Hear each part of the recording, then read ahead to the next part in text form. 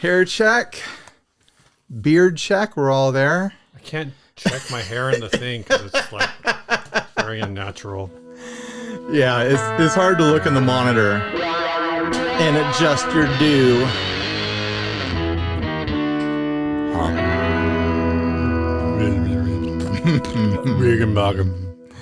Hey everyone, I'm Ryan, and I'm back. Oh yeah, you're back, and I'm Steve, and this is 60 Cycle. I'm the guitar buying, selling, training, fixing, mounting, breaking, really playing podcast. It's good to be back, Steve. Yeah. Finally, for once in my life, I'm something that matters, and this time it's back.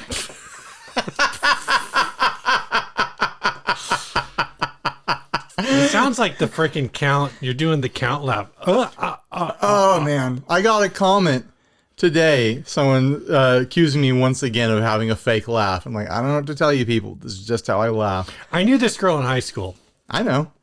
I knew a few girls in high school, actually. Well, I don't believe that. But okay, so I knew this girl in high school who she just didn't laugh.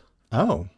And so if you told a joke, like legitimately, and I called her out on it once. I was like, you're just a stuck up, like whatever. Whoa. And she goes, no, like that's just, she's like, I don't know. I just like. Maybe try being funny, Steve. I know, maybe that's what it was. How come you don't laugh at my jokes? It must be your fault. Yeah. But she would be like if you told a joke and everyone else is laughing and whatever, she would say, ha ha, you're so funny. And I was just like, what is wrong with you? Ha ha, Steve, you're so funny. Yeah, and so everybody thought she was just like really fake and pretentious and whatever. Right. But that's just like for whatever reason, like that was her. Well, I mean, she had like a deep. If you like really, sure. Once you got to know her, you knew. If you like really were in the story, like you could get her to like full on laugh. But for most like things that people would be like, oh, that's funny, she'd be like, haha, you're very funny. That when people just very matter of fact. When people write LOL on the internet, I'm like, they think it's funny. When they write haha, I think they're going haha. And when they write he or he, I'm like, you're doing like a girl giggle, like. Are you being sarcastic right now? You don't find this actually funny? So anyway, Steve, what are we actually going to talk about? We're going to talk about Rick Beato.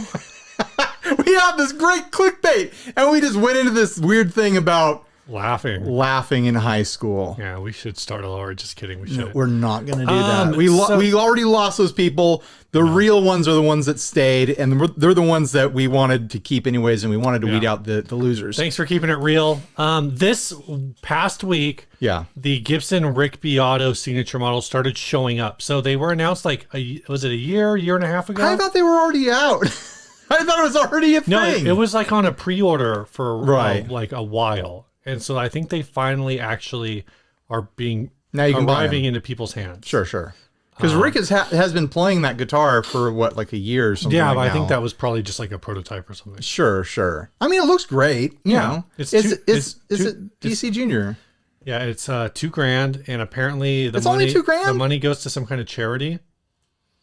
That's that's not bad. The last time Gibson made a DC, it was like $900. Yeah, but that was the one with that ugly pickguard, right?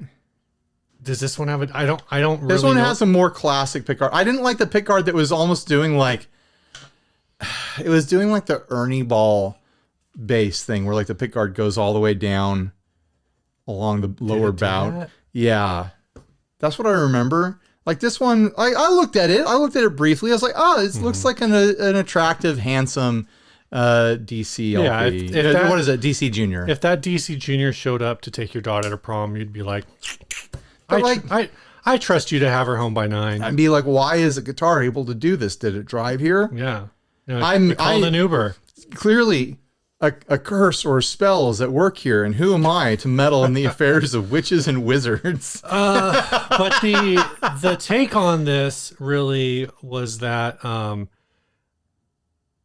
whether basically there are people who are like, I don't even know who this guy is, which is the case with every signature model ever. Right. There's always someone who doesn't know who someone is. Like, it doesn't mean anything. Here's what I don't get, right? They don't make enough of these things for everyone who knows who it is to be able to buy it. Right. They don't make enough of them for everyone who would want to buy one to buy it, you know? And because Gibson, I think they have not so many options when it comes to DC specials, DC juniors, like that style guitar. Yeah, yeah. Is this a DC special or DC junior? I don't know. I think it's a DC I don't special. know. It's a wraparound bridge? No, I think it's it's got a stop tail. 2 pickups, so it's a special. So Okay, it's sure. not a junior. Sure. God, Ryan. What type of pickups are in that Gibson, Steve? They're P90s. I don't actually know which ones. I think they're P90s. Aren't they P90s? Mm-hmm. They are P90s. But, you know, that's the thing with all of them. Like, and so what I don't understand is people are like, I don't know who Rick Beato is, but I'm like, yeah, but Gibson keeps making like these guitars that have been attacked by, they've either been attacked by a sword or like, I don't know, like, is it a collaboration with the Boss? It's like the Boss Katana and the Gibson / Les Paul. Right, right. Like, I don't understand. That's a really bad, I don't know what you're getting. I don't know what you're getting at in this point. It's supposed to just be a bad joke about how Gibson makes all of these Slash signature models. Oh, Slash. Like people are complaining about all of these Slash Les Pauls. That was the joke that his name is Slash. The joke is that his name is Slash and that I'm pretending that I don't know who he is. The most famous person on the Gibson signature artist list. Right. The only person on their signature artist list that everybody knows who they are. Yeah. I would bet like 90% of the population knows who Slash is. Like if I showed my mom a picture of Slash, she'd be like, I've seen him before. She wouldn't know his name, but she would know like, oh, he's like a rock star. No, guy. your mom would probably think he's that. Oh, is that Lenny Kravitz? My mom doesn't know who Lenny Kravitz is. Are you kidding me? She'd see him and be like, I can't wait to see him again. My mom is not cool enough to go see Lenny Kravitz. And then Lenny Kravitz would be like, American woman, stay away from me.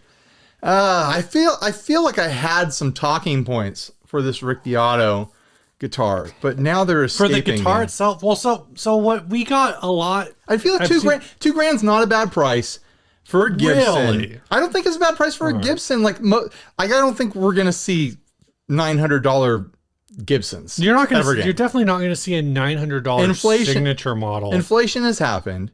It's got a signature on it. It's a cool finish. It's like the metallic blue on top of like a wood grain that it's got a texture to it. You know, that's gonna relic in a fun way and stuff. There sounds like there's a charity element. I don't know. Like it looks like it's a good guitar, and we're used to Gibsons being $2 to $3 grand and stuff like that. So I'm not gonna buy it. I'm not in the market to buy those things. I'm not the target market for Gibsons. Yeah. I think a few years ago when they had the Billy Joe Armstrong model, that one was like, in like, I want to say around 1,500. Right. And people flipped out of it. Gibson Les Paul Special Tribute P90, worn white satin, $990. But that's just with the wraparound tail piece. Yeah. Well, it's just, it's a special with the wraparound. Yeah, yeah. I have a feeling it's a higher end build than that. But then you go down and look. No, I know. You get to $1,600 real fast. Yeah, there's a single pickup. Yeah, those are the juniors are special. 1,600s. Yeah.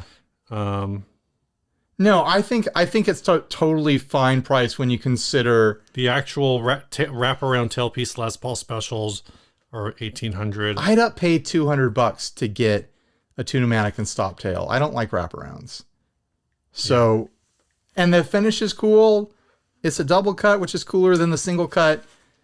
Yeah, I stand by my instincts that that's a totally fine price. Is that it? That's it, and it's gone. It's gone. They have no more. Sold out. Well, there you go. Obviously, people want them. Apparently, if you want them, you can still find them. Oh, Jesus. All right. Steve is praying. I guess you can't. We got to... All right. All proceeds from the Rick Beato Les Paul Special Double Cut are being donated to the Save the Music Foundation. Okay. So Rick is making apparently no money on this. Gibson's taking their manufacturing cost and everything else is Sure. going to charity. So we need to stop being assholes about it. I wasn't being an asshole about it. You're being an asshole. I'm being an asshole. I think people expected us to be assholes about it. Who else? Okay, so really, like, dude, like it feels like it's fun to poke fun at other YouTubers and stuff, and especially when they're big and successful, and it's easy to be like, let's poke them because this isn't going to hurt them because they've got all this money to sleep on and stuff like that. And Rick has a lot of like old school kind of boomer takes on modern music. Right. Which sometimes he's very right, but sometimes you're like, yeah, but I like Olivia Rodrigo or I like Billie Eilish, so shut the hell up. Yeah, but then I kind of look at it, you know, the same as like that podcast, Your Favorite Band Sucks. Like, I don't agree with them most of the time. Bands that they tear into, I'm like, I get why you're finding fault with them, but I enjoy their music, but I'm also enjoying you guys tear them apart, you know? So I think there's an element of that with Rick Beato where people are like, oh, I want to go hear him tear apart this, you know, popular modern act, and then sit there and disagree with him silently because it's entertaining to me. Do you think, okay, let me phrase this properly. What percentage of Rick Beato's audience do you think are active guitarists? You know, I think it is a channel that is as a bigger general audience than a lot of guitarists care to recognize. I think there's a lot of people who watch Rick Beato not because they're guitarists, but because they like music. Oh yeah, no, my boss is my boss. I'm pretty sure doesn't play guitar at all. And because he knows who Rick Beato is. I sent him a video from NAMM and he was like, "Oh my gosh, go say hi to him for me." And I was like, he's gone." The keyboard player at my church, he plays keyboard. And he watches. No, he loves Adam Neely. Plays bass. Okay. You know, because theory is theory and music is music, you know, and that's kind of the focus of those channels, whether they're playing a guitar or not. And then, you know, tearing apart popular music and stuff like that is going to attract a bigger crowd, a bigger audience than a, you know, pedal demo channel or a guitar podcast. Would you venture a number? Do you think it's maybe only like a third of his audience are guitarists? I mean, we could say that 25%. I'd bet that measurably, like within reason, 100% of our audience. Is guitarists. I would say at least, or like, If you don't play guitar and you watch this, why? Let us let us know in the comments. Why are you doing that to yourself? Well, so the conversation, but like with Rick Beato or an Adam Neely or something like that, I bet it's a strong, and you know, the audience of this channel is strongly like people who shop and window shop and buy and are like into the nerdy like kind of collector side of guitar stuff. I'd say that that's probably 20% of Rick Beato's audience, and then 35 to 40% is your general like, oh, I play guitar. You know, but not necessarily like the gearheads, you know, like this channel it's all gearheads. I bet it's like 70% gearheads, 100% guitar players. So from that perspective, what do you think is the minimum number of gearhead fanboy followers that you think a channel needs to have before getting a signature model from a major manufacturer? That's it's a moving scale. Here's the thing. There's no way to judge that. There's no way to quantify that or qualify that. Really, it comes down to, is there someone at the brand that likes this person or thinks that there's marketing opportunities with this person? Ryan, pick a number.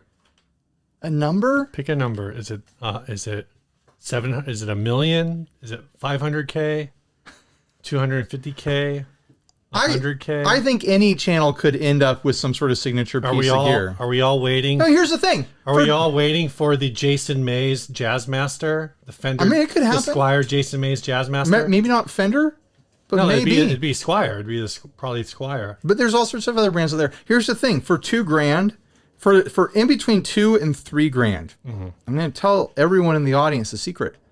You can have your own signature guitar. Whether you have any following or not, you can find a multitude of builders in the United States, in Europe, elsewhere, that will build you exactly what you want. Yeah, just like within reason. Just like that guitar you got a while ago, that guy, Jim Hatfield from Metallica, who got that guitar made by Polaris for music. With the OMG pickups? No, like, you can find like a Cower or like a High Spirit. I've got my High Spirit back there. Yeah. You can find a small builder that will make what you request of them. And you can have your own signature right, but we're talking guitar. That's different. I know it's different, but it's like I don't think there's a line. I don't think there's a barrier. It really comes down to, is there someone at the company that likes this player for whatever reason? Like, they could be a new YouTuber and they're like, I like this guy. This is my friend. I'm going to make him a signature instrument. We'll make 5 of them and maybe the others will sell or something like that. Or they'll be like, oh, well, here's a channel that I think there's a lot of marketing opportunity here. So we're going to, throw a signature model at them, same way we would have in the, the same way PRS would have in the early 2000s with some new metal band. You know, like, hey, you're an endorsed artist now. Here's your signature. But even like those endorsed put a finish artists, and like your own set of pickups. They've got to have some kind of following. They've got to, I think there's. Is your headphones freaking out on you? I feel like there's got to be a number. There's not, though. You don't think there's a number? No, I don't think there is. I don't think there's a number. I think the criteria is secret and subjective and mysterious. Like, there's people who get signature things. It's like most people have never heard of them. So, but it's great that they have them. All right, so let me. Like, I had never heard of her before the Her Strat came out. That's. Okay. I know about her now. Yeah. I know about the Her Strat, but I had never heard of her. So it just made me think of Arrested Development. If you don't know who Her is, this sounds crazy. Yeah, no. I was like, wait. Are you still dating Egg? We're talking about Her, right? Yeah, Her. Right. Who? No, who's on first? But it, like, the people who get all bent out of shape when someone that they don't know, they're not familiar with, gets a signature model. If that's entertaining to you, to have feelings about that, then I guess you be you and, get your kicks complaining. Right. None of it matters. Someone getting a signature doesn't mean that a signature was robbed from someone that you like. It doesn't mean that they cut in line or something like that. I mean, and that's a really good point, right? Some artists just probably don't want signature models. Maybe they're just, maybe I bet some artists are incredibly picky and it's functionally impossible to make a signature model. Or maybe they go to him and say, hey, what do you put? Like, I don't think he's ever had one, but was a pretty top of the game. He's not a technical master, but oh my gosh, his brain just left. His brain just left. His name just left my brain. Johnny by his brain. The dude from Coldplay.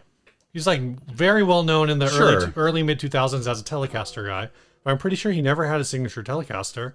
And if there was anyone who could move a million times, like I know lots of like church guys because Coldplay was like cut. A lot of people think early Coldplay is just cut rate U2, whole different conversation.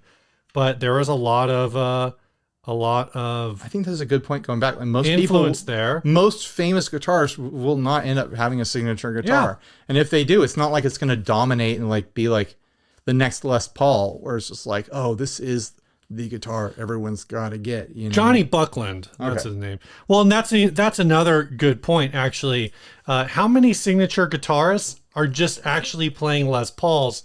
Which is the Les Paul the ultimate signature guitar? It's a double signature guitar. Right. Like, how many names are we going to put on this headstock, guys? Every time somebody's like, hey man, do you own any signature guitars? I need to take a long pause and be like, well, I own a Les Paul. Does that count? Gibson is a person's name. But Les those Paul are names. Is a person's name. Fender. How many names are, then you get some signature pickups in there. You got... I'm sure Leo Fender had a lot of influence on the Fender Supersonic, the Fender Venus series. No, he did. Wasn't he dead? Yeah, but still, like, his DNA flows through those designs. Sure. Yeah. I mean, Orville Gibson wasn't around to the Les Paul. I mean, Ibanez was a guy's name too. Yeah, right? Ibanez, Juan Ibanez, or it was Raul. Do we wait? Raul Ibanez from the Seattle Mariners? I guess so. Who is? I had another good point, and it escaped me. It's just gone. I mean, the Her one I think is a really good example. Who is someone that you think this is a person I'd be interested in seeing a signature guitar from?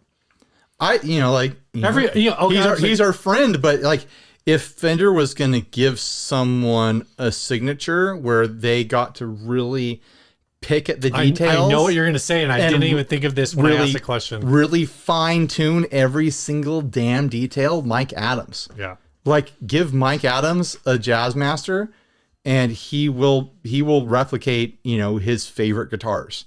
Yeah. He will just do it, and he'll be so incredibly picky and probably hard to work with. The Fender will regret it. But then it'll get done. It couldn't be like a production line model. It'd have to come off the custom shop. It's like they're selling a Mike Adams Jazzmaster, right? But every single one of them has to be shipped from the Corona plant up to Mike and Mike's Guitar Bar for final inspection. But then if you want someone easy to work with, you could call me and be like, "Hey Ryan, you want a signature Jaguar?" And I'd be like, "Yep."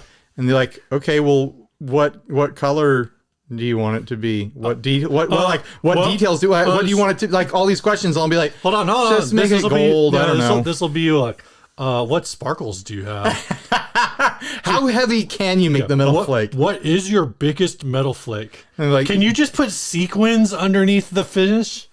Ryan, what radius do you want? Oh, I don't care. Just use the necks you already have. I really like the current crop of Player Plus necks. Just throw one of those on there. What tuners do you want? You still use close back on everything, right? Like I don't know, man. The ones that work? No, I guess I could probably get a little bit picky, but I don't care about a lot of details. Like I'm not going to be picky about neck shape or radius or things like that. I like them all, sort of thing. Ryan, what kind of knobs do you want? The ones with numbers? I would care more about the color and like the aesthetics of various parts than I would about the build. Hey Ryan, what wood do you want? Tree.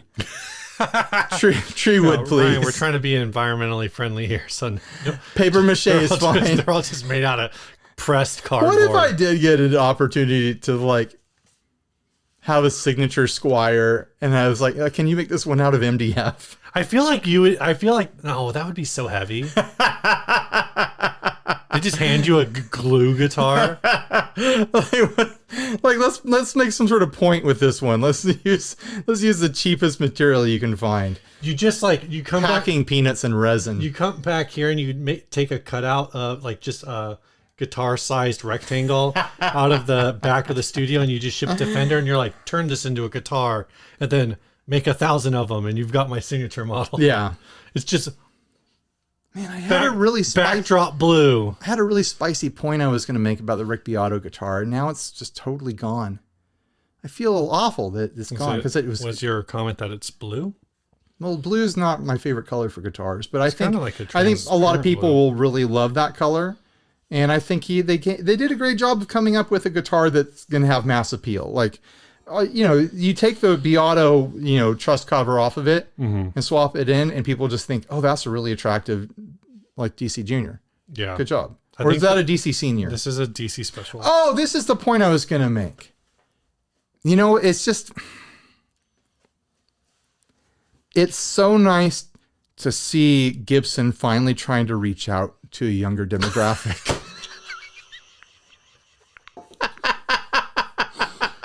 Personally, actually, like they're really trying to reach out to the kids with this one. Now that you bring that up, Ryan, I think what I'm waiting for is the Fender Blvd Stratocaster. Oh man, it could be so much. At least Gibson.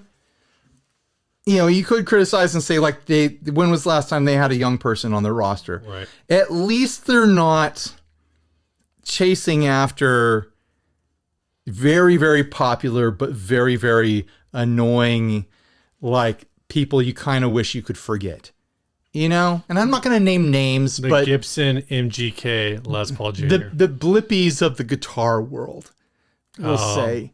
The more annoying personalities out there. Gibson, I think a Blvd Stratocaster, like just that blue and orange color scheme. No, it'd have to be a Gibson. It's blue. It's a blue with it's an orange burst. I'm gonna Blvd Blue PC edge. Rich.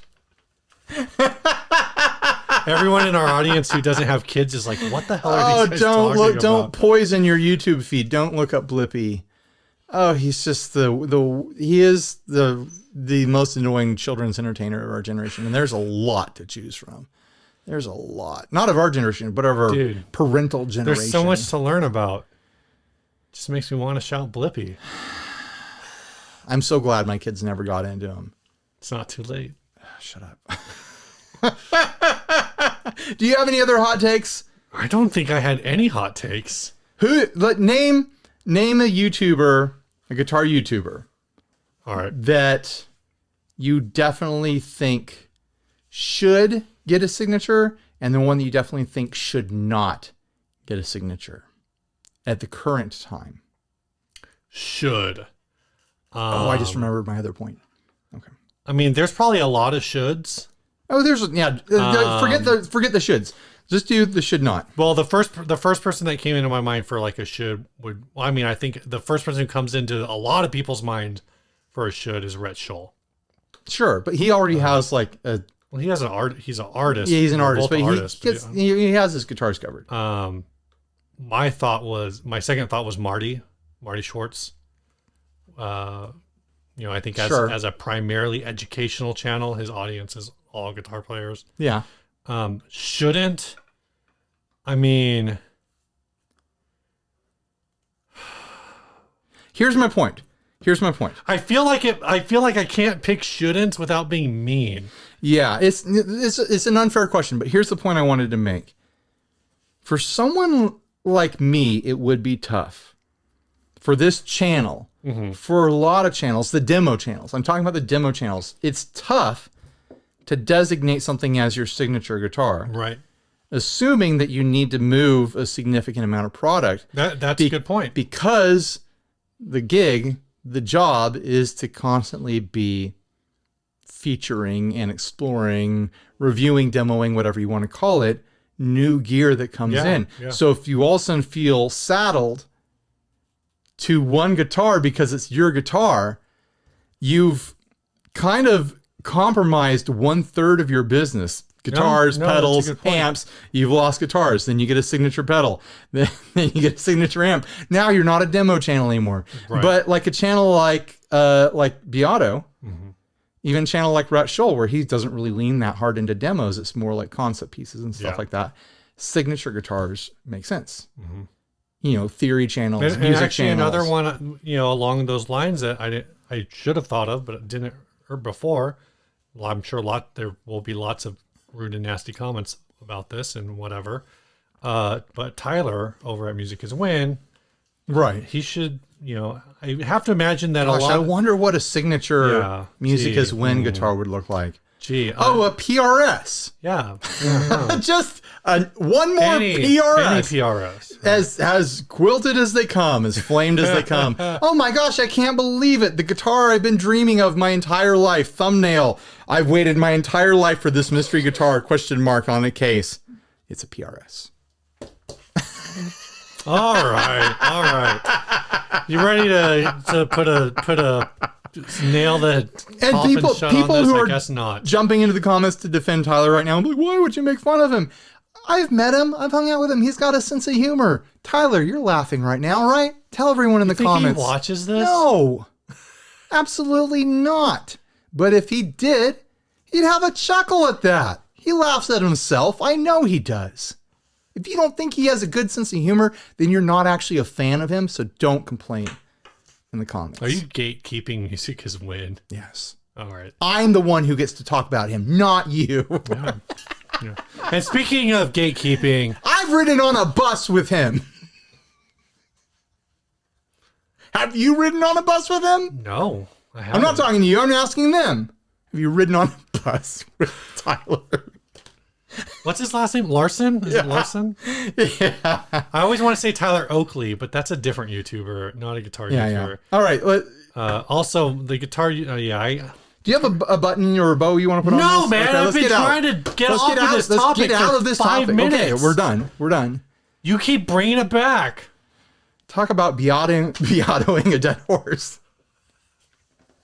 All right, I literally tried because this is what I was trying to do. Okay, Okay. you were like, if you don't, I haven't podcasted in a few weeks. I'm rusty. if you don't think Tyler has a sense of humor, and I said, oh, so are you gatekeeping Music is Win now? And then you're like, well, yeah. And then I was gonna say, well, speaking of gatekeeping, if you'd like to support the show, and then talk about Patreon, because some people see Patreon, it's a paywall to get access to certain perks that we're not very good at delivering. There's no extra secret special content. That's true. There's no content. We don't post extra videos. We have a secret group that nobody else knows about. Not even you. You just heard about it. You've already forgotten. Yeah. Your memory is wiped. But we have a secret group for the inner circle members. Those are the people who support us at $10 and above. Mm-hmm. And we talk trash about everyone who's outside of it. That's true. And if you pay $10 a month, you get to be on the inside too. That's all it takes. So is that gatekeeping? I suppose it is. But it's how we pay our bills and buy cameras and lights and paint and cables and travel and food for our bellies on podcast night and travel. Did I already say travel? Of cables, when are you going to replace this? When we're not in the red anymore. I probably have a replacement for that somewhere. Anyway, we've got this week, or this episode, at the $1 level, Max K. Montague. Thank you, Max. And at the $10 level, JS. I don't know who JS is. It's just initials. So J, reach out to me or Ryan on Facebook, and we will get you into the inner circle. And that is all. Jeffrey Stevens is his name. Do an ad. Do an advertisement. This ad's called Got Marshalls. So sent by Michael Krause. It says middle full stack head. Is it? What, did you not? Is this like a? There's two screen grabs for the description. Oh, full stack to the left. Head is a 1977 Marshall 4-holer, 50 watt, modded by Ampworks in Portland, Oregon. Internally jumped right to inputs. Unhooked sounds awesome. Great pedal platform. 1700 top cab is a 69 Marshall's 1960A. Has cosmetic issues. Sounds great with modern UK Celestian and greenbacks. $1,200. Bottom cab is a 1970 1960B near mint modern UK Celestian greenbacks. $2,200. Middle full stack head is a 1983 JCM 200 2204 Motto with switchcraft, input jacks, FX loop. This head has a ton of gain for $1,900. Top cab is a 1984 JCM 800 1960A 260 watt relabeled G1265s. Some cosmetic issues, $700. Bottom is a JCM 800 1960B cab 260 watts G1265s. Near mint $1,200. Full stack to the right is a real 1987 Marshall 2555 Silver Jubilee full stack with original A and B cabs loaded with date matched 1987 G12T 75 speakers, not a reissue. Have the Silver Jubilee based full stack as well, all original, signed by the man himself, Jim Marshall, with the Sharpie on the back of the head. $10,000. Not looking to separate these at this time. We'll consider for serious offers only. Thanks for looking. This guy knows what he likes. He likes stacks. He likes Marshalls. I will say I played through a reissue 25. I think it was a 2555 at Sweetwater. That thing sounded sick. Sounded way better than I thought it was going to, because don't think of myself as a Marshall guy, but for the duration of one video, I was a Marshall guy. It was fun getting to play through that wall of Marshalls at Sweetwater. That was a lot of fun. That was like 7 of these. Really, it was 7, but it had the extra speakers, but they weren't plugged in. So it was like this. Yeah. I mean, and this guy's in a basement. Like, imagine if this guy turns these all on at once in that basement. Like, it's going to blow all the air out of his lungs. Well, so this is, I don't know anything about the prices on this. Neither do I. The cheapest full stack in this set is it $1,200? 31 and 7, $3,800. are the prices I'm seeing just for the prices are for all for so. Oh, I see. Okay, each individual part. So the full stack to the left in total is 39 plus 22, 29 plus 22, whatever that number is, $5,100. You know what's wild to think about? To the left. Our kids are, God willing, going to live old enough that like 1970s, 1960s, maybe even 1980s amplifiers will be 100 years old in their lifetime. Yeah. Think about that. Think about a 100-year-old piece of technology right now. Think about us grabbing a technology from the 1920s. Right. And being like, oh yeah, this is still cool. I still want to use that. We're not far away from that. Have you ever heard it's kind of bizarre to think about that. Have you ever heard the record player song? I'm not sure. By Daisy the Great.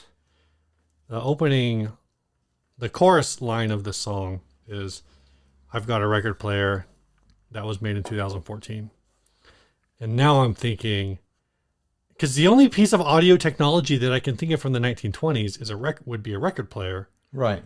It was like, I've got a record player that was made in 1923. If you were getting into vinyl right now, is anyone hunting down record players from the 1920s? I don't think so. Like in 2077, is anyone gonna be like, man, I wish I could track down a 1977 Marshall? I mean, the way that's only 50 years from now. The way things are progressing, I think I would say yes. It's 50 years from now. I mean, let me ask you this question. I know what the diehards would say, but I'll ask you this question. I have a feeling if they're desirable in 50 years, they're going to be museum pieces. I mean, maybe. But here, okay, you got two. Can you imagine? You got two reissue Princeton reverbs back here. I'm not talking about reissues. I'm talking. No, I know. You got two reissues back here. But if someone said, without playing them, I think that's the key. Without playing them. Well, it's not the key, but for this question, it's the key. Because I don't want you to say, well, I would play in whichever one's better. Would you rather have a Princeton reverb reissue? 65 Princeton right now. reissue? I see where you're going. Or have the 1965 Princeton reverb. I prefer the reissues because I know they're reliable. Damn. Yeah, no, that's how. Well, as something these Marshall guys, they all want the real deal. As someone who wants them to play them and to use them as work tools, I'm glad that I have modern reissues. Like, it would be cool to have an original, but I would probably treat it like my reverb unit, even though that's a reissue too.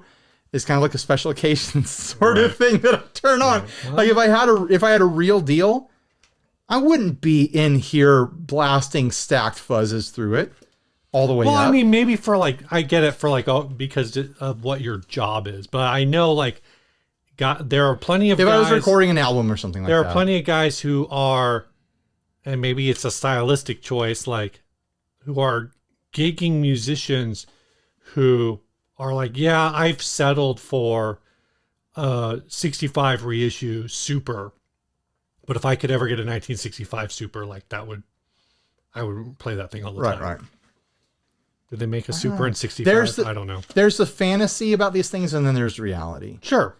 You know, I didn't have anything interesting to say about this ad other than like, wow, this guy really knows what he likes. He's got a lot of it. He likes Marshalls. It makes me wish I had a basement, but on the other side of it, if I had a basement, I would fix it up a lot nicer than this. Like, every time you say basement, I think you're saying baseman.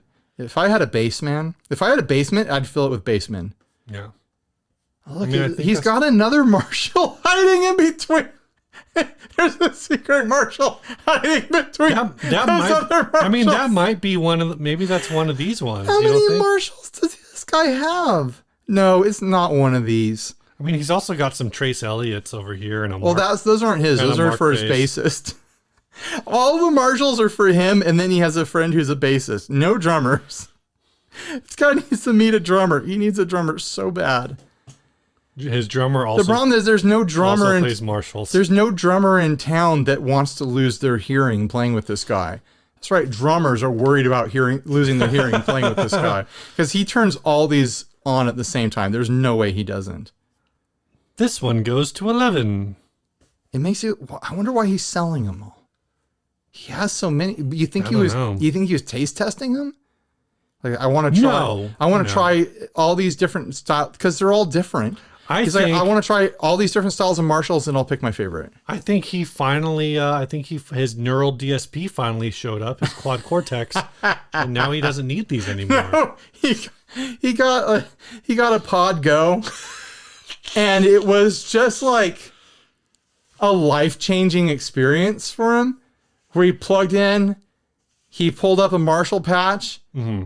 He had his headphones on, and he was like, "Hot damn! What have I been doing with my life? No, it actually sounds pretty good." He's like, "I'm gonna sell the stacks. He got a Kemper. I'm listing them all tonight."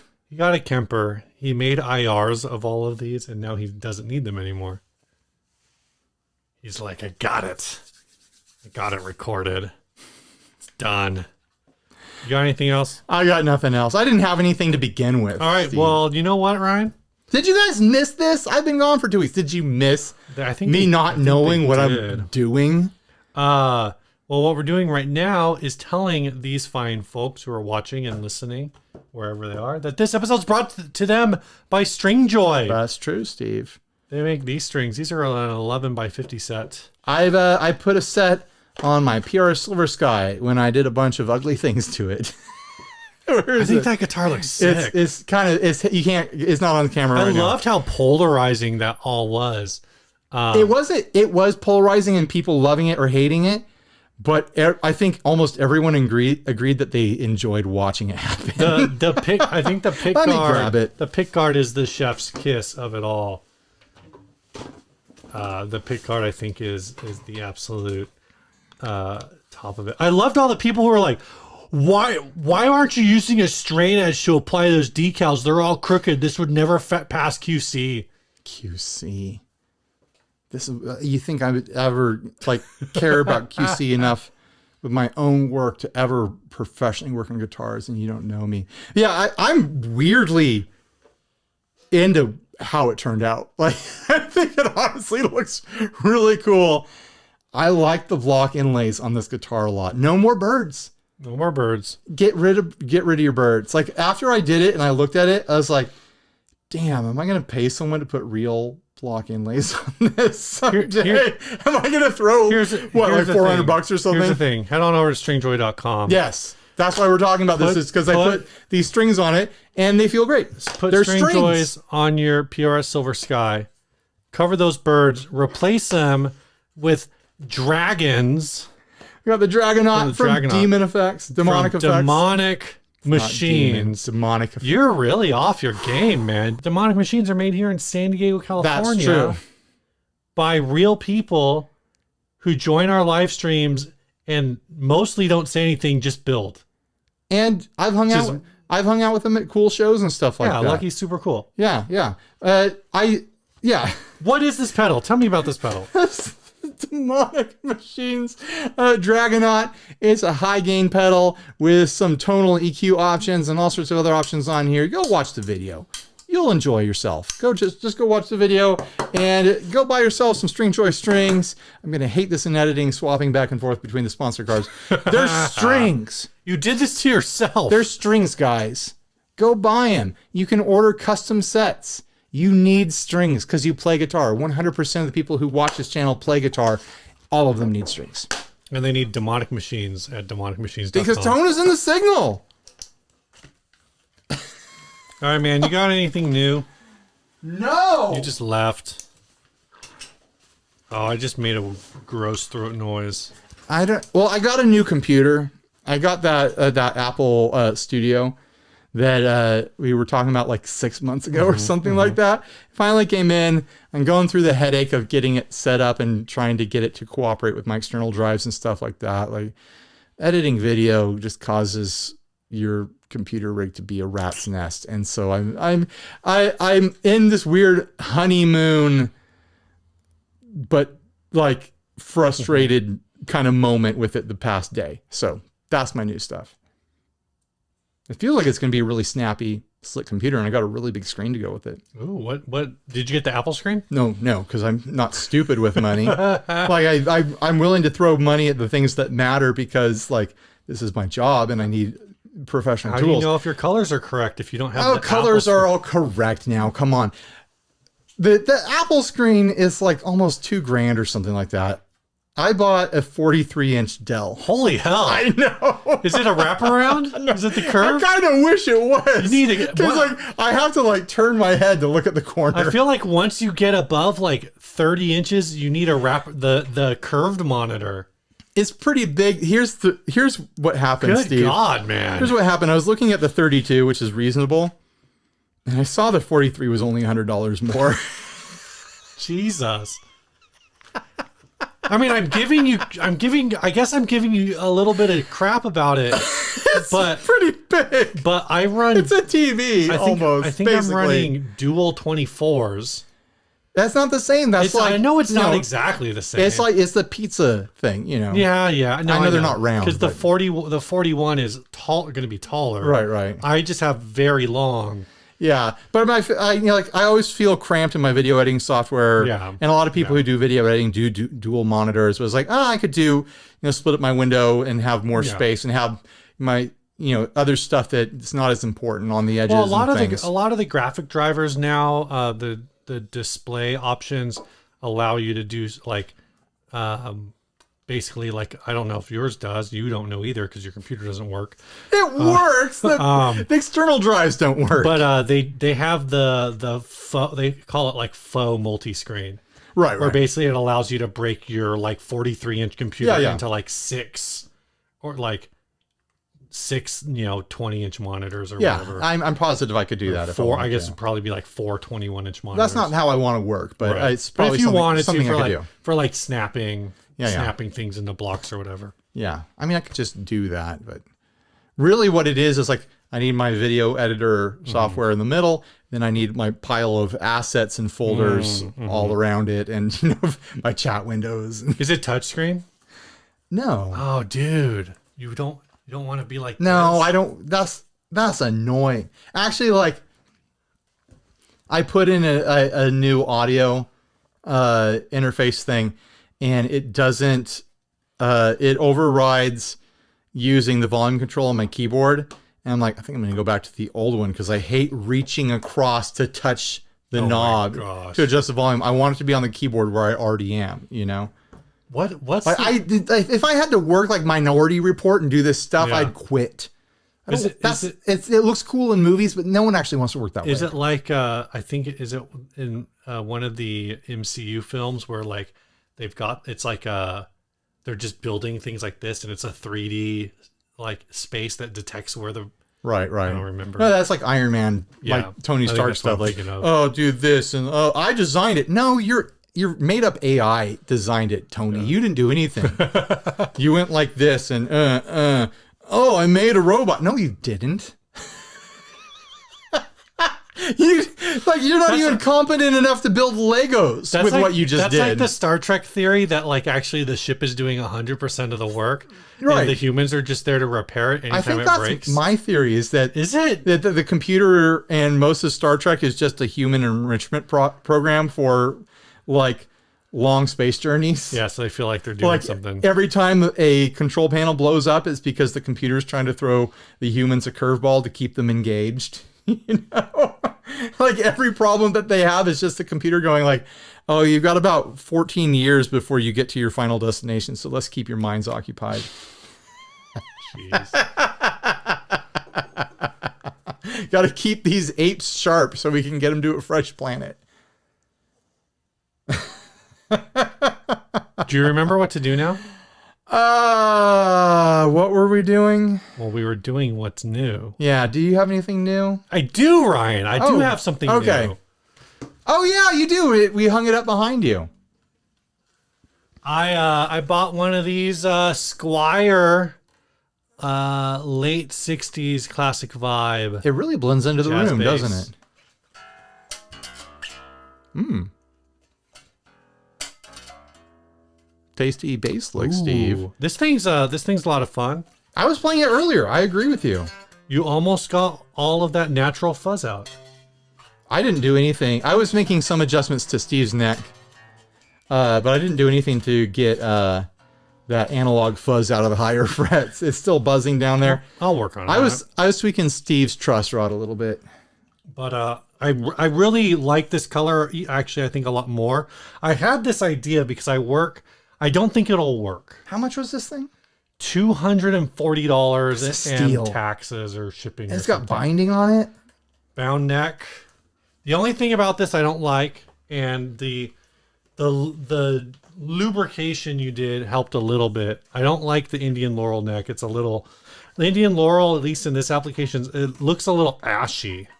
Yeah, it's the word I use is waxy. It kind of has like a dull, waxy sort of finish. But I really like this this like vintage stain style neck. Especially on like Squires, I feel like the unfinished necks a lot of times just look really cheap. Yeah, I like the kind of like the classic vibe, like amber yellow tinted gloss. I like that, and I like that it has. I mean, it's a $250 base, and it's got binding on the neck and block inlays. No. Well, they're originally $480. They were part of that Labor Day sale. Decent tuners. They were. Oh, okay, that makes sense. And you got them. You got a steal on. And like a fun thing that I didn't realize 3-ply pit guard too. When I bought it, is it's 3-ply, and it's a 3-ply parchment. Dude, that's like not the full white. You got it new for better than like Craigslist prices. No. This is. I thought when I was buying it, part of my thought process was like you could flip it. If I end up not liking it, then in 3 months I'll just put it on Craigslist for like $400 or OfferUp or whatever. I need to put it up for $350. You'll make $100. Yeah, I'll put it on OfferUp. I'll get 3 scammers and 4 people saying you'll never sell a Squire for more than $100. Also, like I think this color, they're calling it Lake Placid blue, but it's kind of got like a little bit of a metallic thing. It's more saturated than Lake Placid. Because Lake Placid is usually a little bit like grayer. Yeah. So the thought, and this is more like closer to like a Lego blue. So the thought that I had, and maybe some of the folks, maybe some of the folks out there know, is this is gloss polyurethane finish, which is basically the standard Fender finish. I think bulletproof. If I were to take this body and just take everything off of it, or actually I wouldn't take everything off of it, I'd only take the neck off of it. I took it to my work and I left it under a UV lamp. How long would I have to leave it under a UV lamp to turn this green? Ooh. Is that a thing that can, or is like the gloss polyurethane, like, does it not do that? I don't know. Because I'm kind of like almost serious about doing this. Well, now you've got my head spinning about like taking guitars to like tanning bed operations. Well, the thing with the tanning, and like, hey, when no one's in there, can I pay you like $1 a day to put this in a booth and just leave it there? Yeah, just leave it in there. Like I'm gonna come back and check on it once a week and see how it's aging. I'll just put this in like on a Friday and be like, nobody turn the UV light on. The problem is it's like very non-aseptic. To do that, I have to like put it in a plastic bag or something, right. Which is just additional layers to block the UV. But I kind of like had that idea. I'm like, you could probably buy UV lights for home and make your own UV booth, Steve. Yeah. It's a really stupid idea, right? It's stupid. Will it even work? I'm thinking of like the whole like the 60s. What, I don't know which shade of green it is, but it's not. Here's my question: it's not a real Fender color. With the amount of time and energy, I'm meaning electric energy, that it would take to change the tint of a guitar with UV lights, after you're done paying for the equipment and all that electricity, would it just be cheaper and smarter to hire someone to do a refin? Is this a dumb video? All right, let's do these ads. Should we do another sponsor spot so we can bust through the ads and get out of here? Yeah, let's just do another sponsor spot. This episode's also brought to you by Big Ear Pedals. Boom, woodcutter. Cool. Get it. It's a rat. It's the best rat. Yeah, honestly, I've been looking at a lot of my pedals, thinking I need a clean house around here. I got a lot of stuff piling up around me. I've been selling stuff to the inner circle. There's a perk of joining the inner circle. I sell stuff to the inner circlers first. This is the rat that I would keep if I was only going to keep one. And I've got a bunch of rats around here. I'm probably going to keep more than one, but this is the one I would definitely keep if I was going to keep one. Like I was looking at them all and I was like, I had no question. Yeah. That's just the one I'm going to keep. If a thief came in here and put a gun to your head and was like, you can only have one rat, I'm stealing the rest, you'd be like, don't you want to ask me a hard question? Well, I definitely like, which of my children do I love the most? I would probably not tell him this was it because he would be using reverse psychology. Like, now I know which one's the best, and that's the one I'm going to take. So I probably wouldn't say this one, but if he did end up stealing it, I would replace it. So there's that. This episode is also brought to you by Chase Bliss Audio. I decided for this episode to grab the very first Chase Bliss audio pedal that I ever owned. Mm-hmm. This one was handed to me directly, hand-to-hand contact with Joel Corte at that Builder Summit that we did years and years and years ago at Taylor Guitars. He handed this to me and he's like, I think that you would enjoy this. And then we dumped chocolate sauce all over it. And I'm going to keep it forever. I don't think there's any reason why I'd ever sell this. It's a trem, right? If you want to have a pedal in your life, if you want to have a Chaseless pedal in your life that you're going to cherish forever, just buy any one of them. Just any one of them. And you'll be like, this is the pedal that I'm going to cherish forever. I've got 2 pedals here. I'm just going to cherish forever. And they're a similar color, the Woodcutter and the Gravitas. So huge thanks to Chase Bliss Audio and Big Ear Pedals for once again supporting this nonsense that you tune in for week in and week out for some reason. I don't understand it either. Masochism. You're sick is the problem, and you're causing us to keep going forever. So this is your fault. All right, we're doing Godin. The Godin. This is a Godin 5th Avenue. It's made in Canada. That's it. That's all there is to say. Godin 5th Avenue Kingpin Black Custom Godin 5th Avenue in very good condition. Previous owner modified it to twin P90s and 4-pot. 2-volume, 2-tone. Function very well. Downside is the body rear, for which made a veneer cover. I was going to say, the downside is the body rear. Just sounds like they're describing a Burke. Hey! Steve! Very sharp. We don't have a lot of junk in our trunk. Very sharp and mellow electric tone. Still resonates well as an acoustic. Price reflects the custom modification. I think it's all right. Of previous owner. Photos show inner detail. All fittings available, including soft guitar back. Well, it's because you've been doing all those squats at the gym. I don't do squats at the gym. I don't know what you do at the gym. Neither do I. You think I know what I'm doing? I told my wife, Ryan's going to the gym, and she was like, wait, you're kidding, right? The only reason I go to the gym is to burn off blood sugar. That's what I told her. I'm like, it's for the diabetes. Like, the last thing I want to do is get yoked. I already have enough trouble finding clothes as it is. No, thank you. Yeah, this guy took a perfectly good guitar and he decided he was going to swap out the pickups. And the way he did it was he cut a gigantic hole in the back of the guitar. But also this wiring job is nonsense. Oh, yeah, it's bonkers. So do these guitars... That's a rat's nest back there. Do these guitars normally... They have... Oh, so this... Okay, this picture is stock. And look at the price, $690. $690. This guy wants, what, $500 for this thing? Oh, he wants $400. It's down from $550. For $700, you could have one in pristine condition, which looks incredibly handsome. It's that like Epiphone Century sort of thing, a no-cut jazz guitar with a neck pickup and a jazz bridge and a trapeze tailpiece. You know what, Ryan? Yeah. For like $135, you could get the Groat version of this, and it's probably just as good. Okay, I pulled the cheapest one I found on Reverb, so this might not be the best price because the shipping is $296. Yeah, this is in Italy. But still, there were other ones that were like $800 or something like that. So this is half price. I guess that's relatively reasonable. But I feel like they really... These are $750 new. Okay. So after tax and stuff. Oh, and that's with a P90. So you can get the P90. Okay. $799 with a single P90. Down from $950 though, Steve. But and that's probably MSRP. Everywhere sells MSRP. Oh, If you're paying MSRP, you're probably at a small mom and pop shop and you don't have other options, or you're getting ripped off. But support that small mom and pop and haggle if you can. But try not to pay MSRP if you don't have to. $950's MSRP. Sweetwater has it for $749. I think it looks very attractive for $749.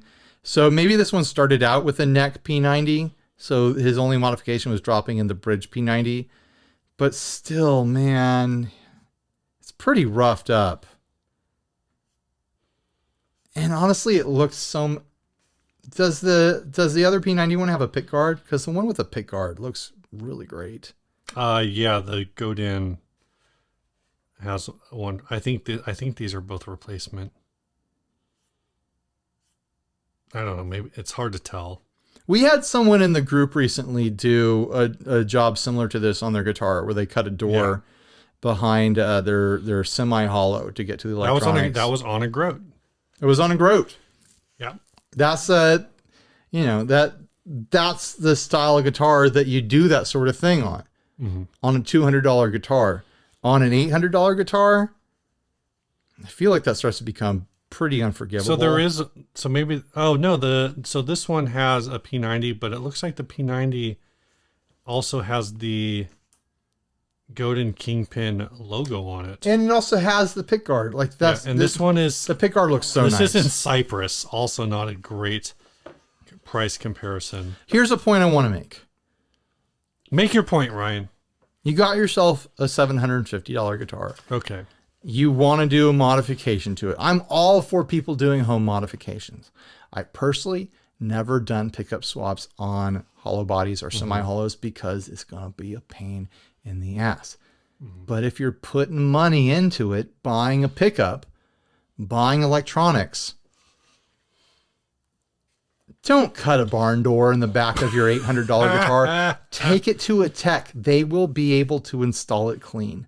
Yeah, even do the front work. They'll do the front work clean too. They'll do the front work clean. Like this person probably did the front work clean as clean as they could. Like it's covered up by the pickup ring or whatever. But that back is, I mean, it's your stuff. The problem is that he's selling it.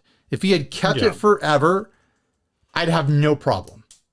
The moment you try to sell something that you've done that with, it's like, what have you done? Why are you doing? Can we convince you to stop? Please stop. And I've ruined plenty of guitars myself, and I think that's why I feel that pain a little bit extra. Did we say this was sent by Paul Crane? Thanks, Paul Crane. Thanks, Paul Crane. This last ad, I assume you have nothing left to say. I got nothing left. Good. This last ad was sent by... I don't know how we're going to do another episode tonight, honestly. Was sent by Ripbert Nolan. Oh, Robert Nolan. I forgot the O in your name, Robert. Nut fell off, but still included. Missing high E saddle on bridge. Missing pickup switch tip. Missing black plate. And no strings. It sounds like there's barely a guitar here. There's plenty guitar. It's got no nut. It's got 5 of 6 saddles. You know what? No strings, no shit. You don't have a nut. As a member of the Vasectomy Club, Steve, I'd appreciate it if you'd lay off the no nut. You need to turn down that clip.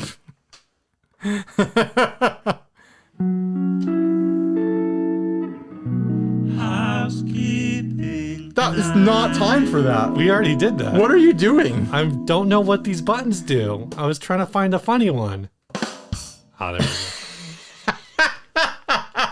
Orange is for funny, Steve. Duh. Green is for money. Also, you still have your nuts if they did the surgery right. My nuts are more similar to that bridge.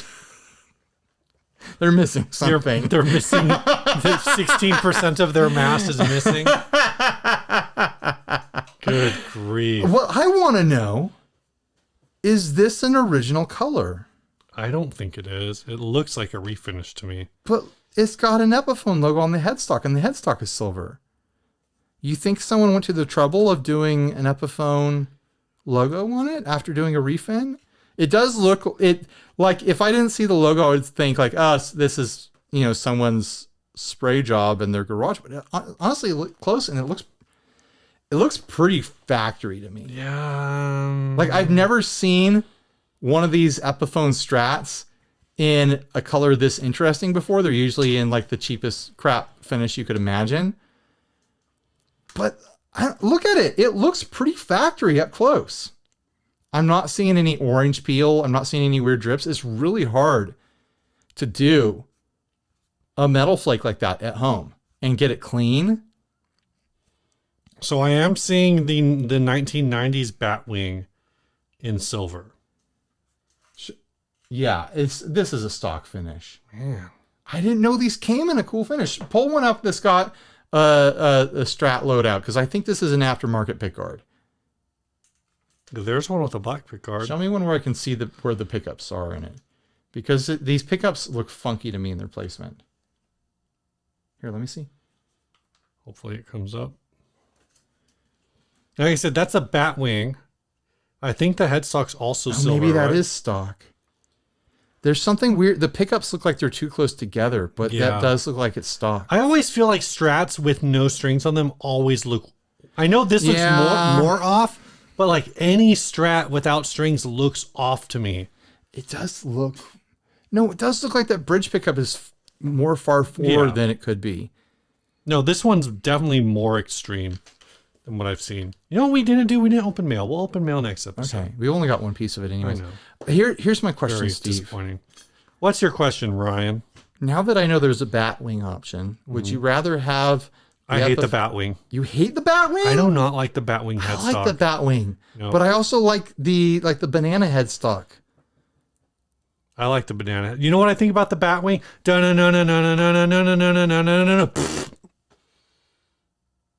That was a classic Batman bit. I like the Batwing. I think that I answered my question. If I was going to get one of these, I would hold out for one with the Batwing headstock. Batwing sucks. Hey! Screw Batwing. Steve, did we find something to disagree about? This is $120, down from $150. Oh, $60 shipping. No. Right, it's missing a nut. It's missing the nut. It's missing a saddle. So it's like the nut, you're going to have to take it to attack and pay at least $30, $40 to get a new nut cut. Unless you know how to do that yourself. But in that case, buy a pre-cut. It's an Epiphone. Who cares? Yeah, you're probably right. But then you're going to have to track down either a bridge saddle or a replacement bridge. So you're going to be at least, assuming you pay for someone to do the nut, maximum you're going to be $70 extra into this. Minimum, how much is a nut? If you buy an over-the-shelf nut, like $20, $15? Sure, let's say $20. So you're still gonna be $50. Like, no, don't buy it. I think it looks cool, but use this as an opportunity to go look at the other ones that are on the market that are complete. Did you see how much were the ones that you were looking at? Do you still have that tab open? I can't imagine these are highly desirable. I mean, this one was listed for $350. And it's got the Batwing. For the Batwing. I would much rather pay $350 for the Batwing and have it be complete than have to do a bunch of work to get this. To pay $200 for this after shipping and then be another $70 into it and all the labor, just get one that works. People are calling these vintage. Well, sure. I mean, I guess technically. How old are they? This one says it's 2015. This one's 2000 says it's 2015. How did this get so abused in 7 years? Probably owned by a child. I didn't even know they were making these in 2015. Yeah, me neither. We were doing the podcast. How come we didn't know about these? That's crazy. That's how bad they were. We didn't even care. How did these exist and we didn't know? Were these being sold in like Target or something? They're probably being sold in like Music Central. Yeah, probably. All right, tell us about the song and get us out of here. The song was sent by Peter. His band is called Stickin'. He says, long story short, just as the tanks were rolling into Ukraine, this surf noir singles drums were being tracked. The band name Stricken is a Ukrainian-Swedish collab in a dark garage surf style we call surf noir. Single is available at Bandcamp. The guitars are recreation of the drawing in Leo's Telecaster pen with specifically made pickups from Eric Daw. Cover and pics of the guitar and the attached files. So he sent 3 songs. We're going to play the one called This Is Surf Noir, because presumably it explains what Surf Noir is.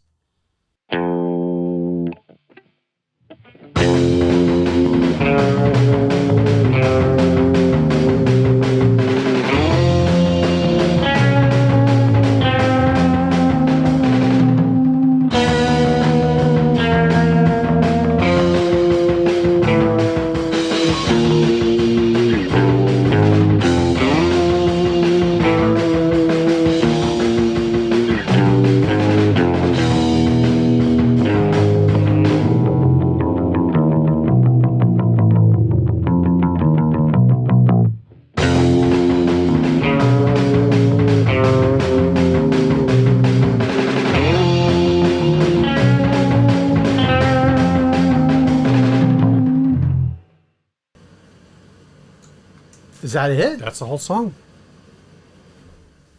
Wow. That was You something. want to hear another one? Yeah, play another. This one's called Endless Wave. Watch, this one's going to be 8 minutes long.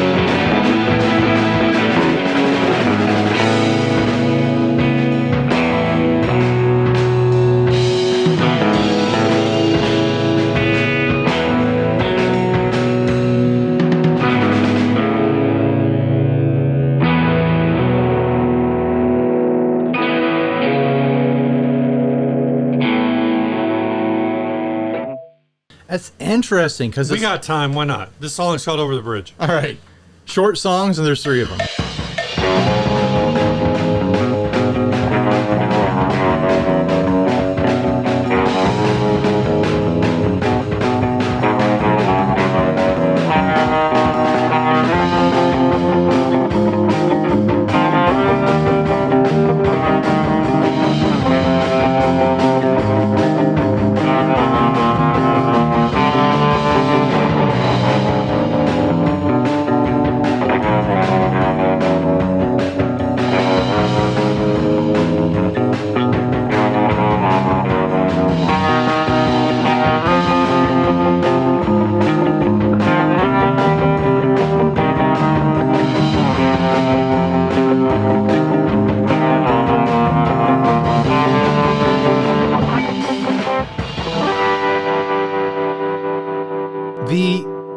The intentional dissonance is fascinating to me. Like what it reminds me of is like when you're watching some like old B movie and there's like a car driving scene or something like that, and there's just some weird funky song playing, and it just feels kind of unsettling, and it's like, what is this weird melody clashing with, you know, the rest of the song? It's like it feels unsettling in a way, but in a really interesting, compelling sort of way. Like it's like the first song, you're like, is this intentional or not? Mm-hmm. Then you hear 3 of them. It's clearly intentional, but it also like it's the exact wrong note at every given point to continue this very interesting theme. It's the exact right wrong note. You know what I mean? Like there's a jazz element going on. Yeah, I like the description. The surf noir. I think I get it. Sure. There's definitely, like in the rhythm section, the drums and the bass are definitely for the most part on at least 2 of the 3 tracks are definitely like rooted in a surf style.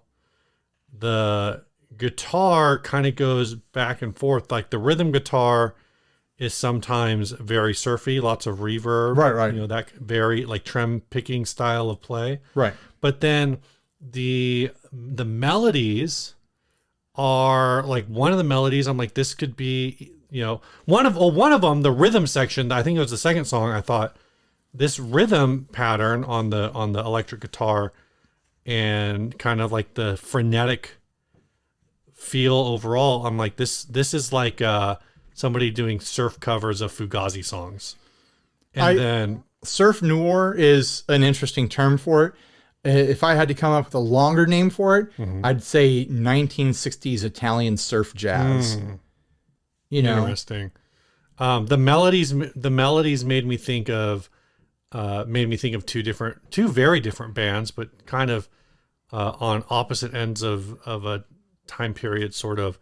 Melodically, I think some of the lead guitar lines, they either reminded me of Joy Division or The Cure, both of which are, you know, sure, very thematically dark bands. So right. I think it's a really apt name. I want to hear more. I almost said I want the songs to be longer, but I almost don't.